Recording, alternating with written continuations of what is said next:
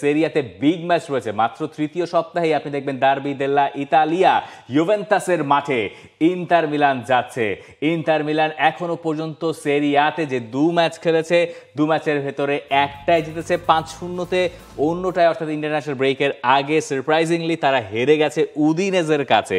Juventus 2 ম্যাচের দুটোতেই জিতেছে এবং দুটোতে তারা খুব কমফোর্টেবলি হয়তো জেতে নাই, খুব বড় মার্জিন ছিল না, খুব বেশি ডমিনেশন ছিল না। 2-0 টাইট ম্যাচ হবে আমার মনে হচ্ছে। ইন্টার মিলানের স্কোয়াডটা কিন্তু বেশ এক্সপিরিয়েন্স, কিছু ইয়াং ফেসেসও তিনি নিয়েছেন। ক্রিস্টিয়ান কিভু, হাড্ডাহাড্ডি লড়াই হবে কিন্তু লো স্কোরিং ম্যাচ হবে আমার মনে হচ্ছে।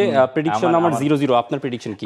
আমার প্রেডিকশন 1-1, 1-1 এরকম কিছু একটা হতে পারে। কারণ এই ম্যাচে প্রথমত হচ্ছে যেটা বুঝতে হবে, একই দিনে নাপোলি আর ফিওরেন্তিনার খেলা আছে।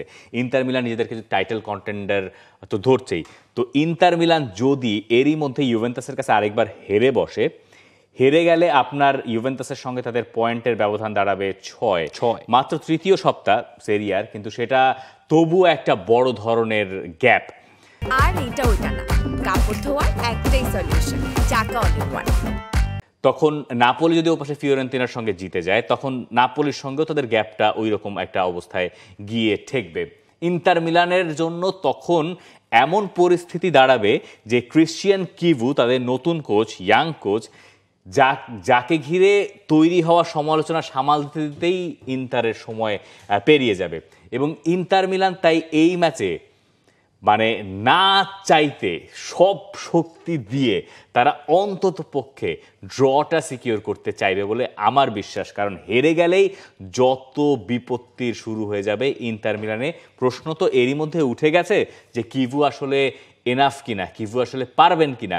সেই প্রশ্নগুলো তখন বোধহয় একটা তর্ক বিতর্কের জায়গায় চলে যাবে।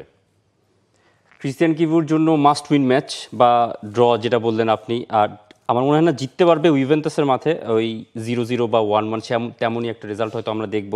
আর ওদিকে নাপোলিরও ম্যাচ আছে ফিওরেন্তিনার সাথে, সেই ম্যাচটাও বেশ টাইট হবে। কি মনে হচ্ছে নাপোলি আর ফিওরেন্তিনা?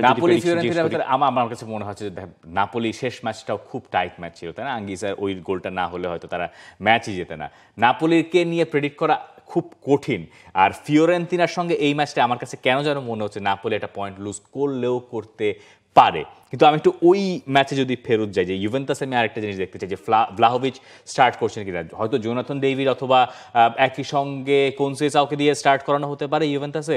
আর ভ্লাহোভিচ যদি বেঞ্চ থেকেও নামেন, ভ্লাহোভিচের ওপরে আমার কাছে মনে হয় এই ম্যাচের অনেকটুকু আলো থাকবে। 2 ম্যাচে 2 গোল করেছেন। এখন এই ইন্টার মিলানের সঙ্গে যদি তিনি পার্থক্য গড়েই দেন, তাহলে ভ্লাহোভিচ এবং ইউভেন্টাস 2 পক্ষকেই আপনাকে ধরতে হবে যে they are going for the title officially. For more updates, subscribe to our YouTube channel and click on the bell icon.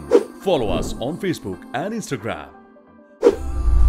Download T-Sports app to enjoy exciting games and highlights. Visit tsports.com.